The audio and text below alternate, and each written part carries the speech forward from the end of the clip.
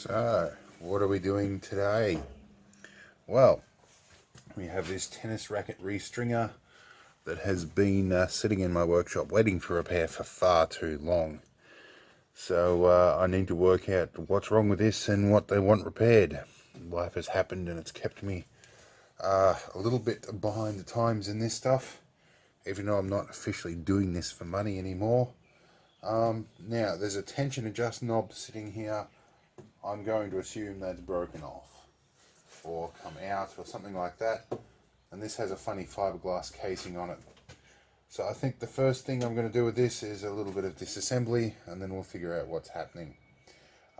This has a digital tension gauge, and I'm pretty sure this is the tension adjustment for that.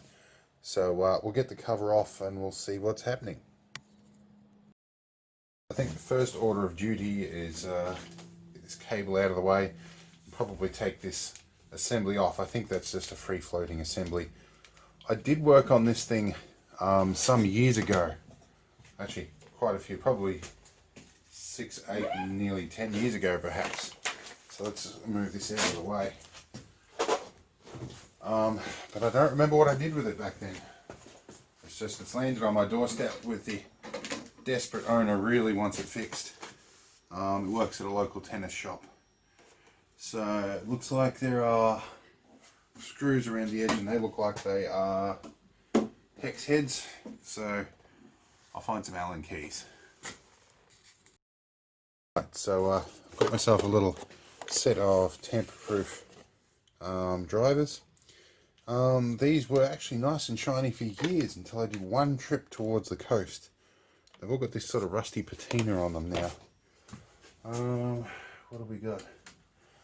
It's smaller than that. I can barely read what I'm looking at now. It might be a T3. Let's have a look. T3 is the one. Let's get this top off.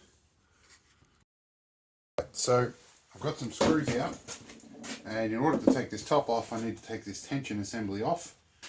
I'm in the process of removing that, and the two springs that retain this clip just flew off, and I saw them both hit the ground. I found one, but my eyesight is such that I physically can't see where the other one went. I do have a box of springs, I can probably replace that, but I should really find the original one first before I do much else, because that is quite important to how this thing functions. So I'm going to get a torch, I'm going to have a look under the desk and see if my crappy eyesight can see it. MS is a bit of a bitch like that. Alright, I'm in the process of stripping everything off. I'm starting to remember that this was actually a real pain of a job. I've managed to pull the little membrane unit off here, the control unit, and it is on its own little connector. And I can see that I have been in here before because my normal little marking method for these connectors is still intact. So yes, this is indeed the one I fixed quite some time ago, but I still can't remember how to get into this damn thing. There is still something that is preventing it from lifting off. I've stripped off all the panels and all the screws I can find, but something's still hanging it up and I don't want to force it. This I think is pressed on. I actually don't think I needed to remove that. There is a bit of a slot under here I think that's designed to accommodate its removal, but or at least allow access to the whatever screw they've got holding that on. It looks like there's a keyed shaft on there, but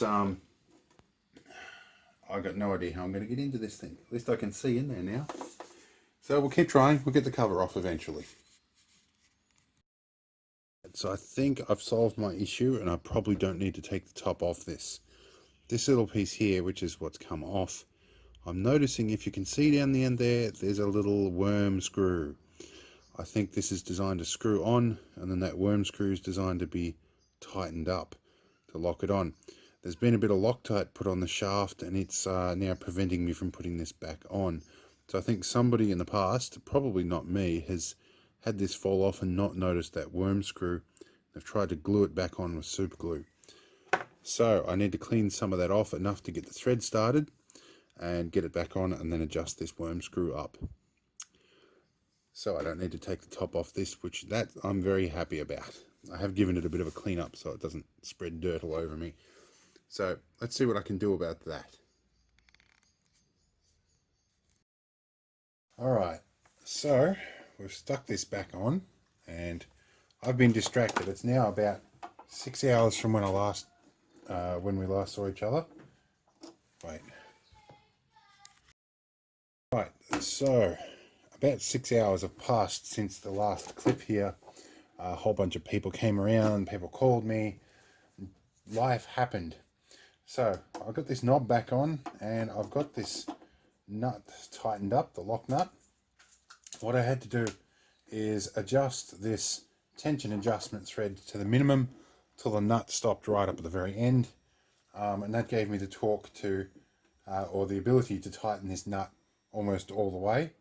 And then when it was at the correct length, I've tightened up that tension screw on the inside. This is a knurled nut, but I need to get a pair of pliers or something on here to get enough tension so that I can do up this tension nut on the inside. I think that might be alright. Now we should be able to go backwards and forwards. So we're going to test this. I'm going to grab the original membrane pad and module here, plug back on using our black mark. So now I'm not sure what voltage this uses, and there is a potential for mains voltage to ground. So we're going to hold this very carefully by the edge. Let's give ourselves some power. I think here we go. Now I noticed that when we turn it on, it does a calibration, and so we'll see this turn around. As that turns around, there is actually a threaded nut on there. There's a worm screw in there to hold that on the shaft. So that's how we get access to that. Now we can see here, if I tighten this up, it should reduce the tension, and if we loosen it up, it should loosen the tension here. So that should work for them. So that's pretty good. I don't actually really need to get the top off this anymore. So let's get this switched off, and we'll start putting some screws back in. So everything's mostly back together with the exception of this guy, who sits in here on a couple of springs. And I realise now that I've done them up tight, I need to put that bit on first. So I need a spring like this, and there is one on the floor somewhere here, but despite looking for about half an hour, I still can't find it.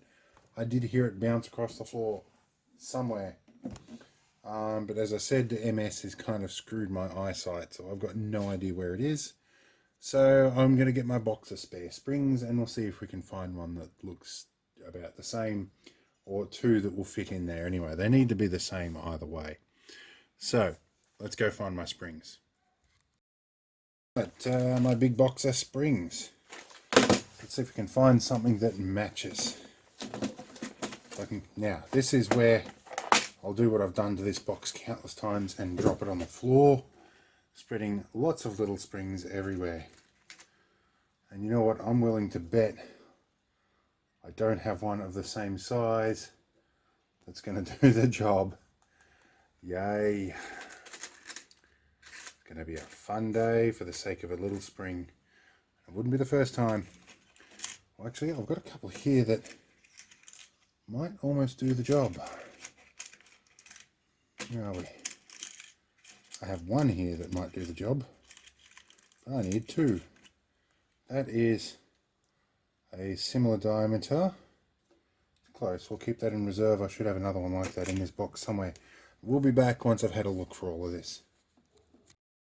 So 3 days later, I found both of the correct springs, and I've got them all in place.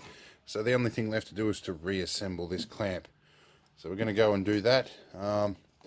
Still, the mystery of where this came from is still a mystery. I don't know where that's come from, but it just dropped out halfway through everything. So let's get this put back together. So I've got everything back together, including the bit that I didn't need to pull apart. And I'm pretty sure I did that last time I had this thing, which was quite a few years ago. So yeah, everything's all in place. That's locked in very tightly. I can give them a call and they can come and pick it up. So yeah, it wasn't the most exciting of repairs, but I hope it's interesting for you. I've also had a bit of delays in this. I've been out searching for a missing bloke, so to no avail. I'm going back out again today, so I'm just doing this while I wait for a couple of things to arrive. and then I'm going back out there again. So anyway, I'll see you all later. Hope this was fun.